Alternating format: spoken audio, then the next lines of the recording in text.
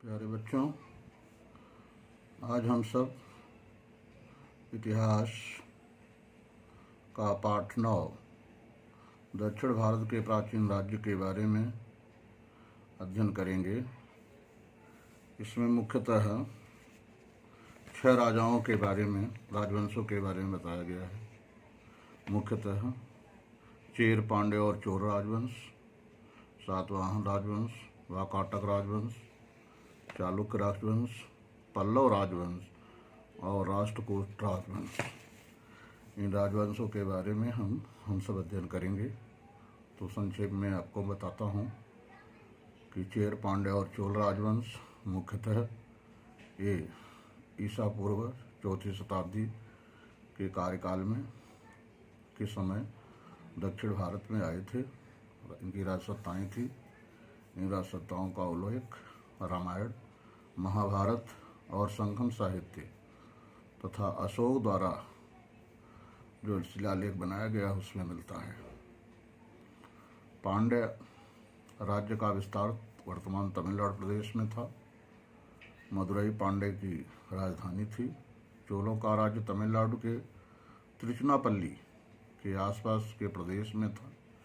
मौर्य साम्राज्य का ह्रास होने के कारण महाराष्ट्र, आंध्र प्रदेश तथा कर्नाटक प्रदेशों में छोटे छोटे स्वतंत्र राज्यों का निर्माण हुआ।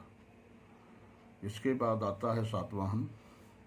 सातवाहन राजवंश का संस्थापक राजा सिमुक था और उसकी राजधानी प्रतिष्ठान पैठण, जो कि इस समय महाराष्ट्र में है, वहाँ थी।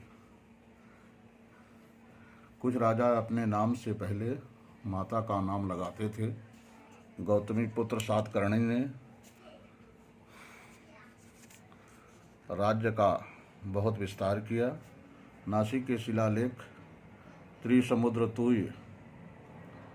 तोय पीतवाहन शब्द द्वारा उसका वर्णन किया गया है। इस हाल में राजा ने महाराष्ट्रीय प्राकृत भाषा में ग्रंथ लिखा। पैठण, तेर, भोकरदन और कोल्हापुर जैसे स्थान व्यापारिक केंद्र के रूप में उभरे।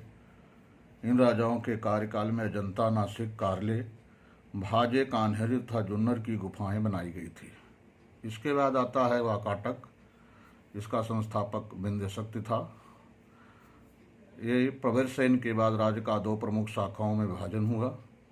एक की राजधानी नंदीवर्धन नागपुर के समीप है तथा दूसरी शाखा की राजधानी वत्सकुल वाशिम है।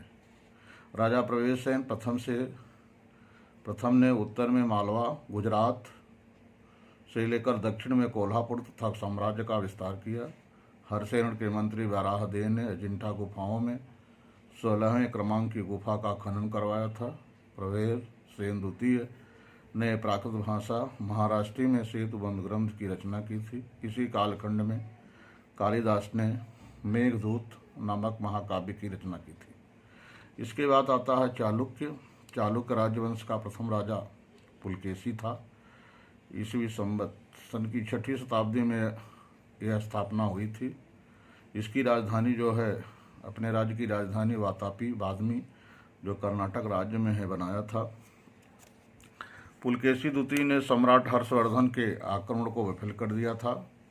चालुक्यों के कार्यकाल में ऐहोले, बादामी, पद्दक्कल के प्रसिद्ध मंदिरों का निर्माण कराया था। इस तरीके से ये चालुक्य वंश के राजाओं के बारे में था। अब आप पल्लव राजवंश के बारे में सुनिए। पल्लव राजवंश के संस्थापकों के बारे में मतभेद है। इसमें कुछ पाठ्य पुस्तक में महेंद्र वर्मन का नाम आता है तो कुछ पाठ्य पुस्तक में नरसिंह वर्मन का नाम दिया जाता है। जबकि इस राजवंश में दोनों राजा हुए थे। कांचीपुरम तमिलनाडु जो इस समय है, यहाँ इनकी राजधानी थी।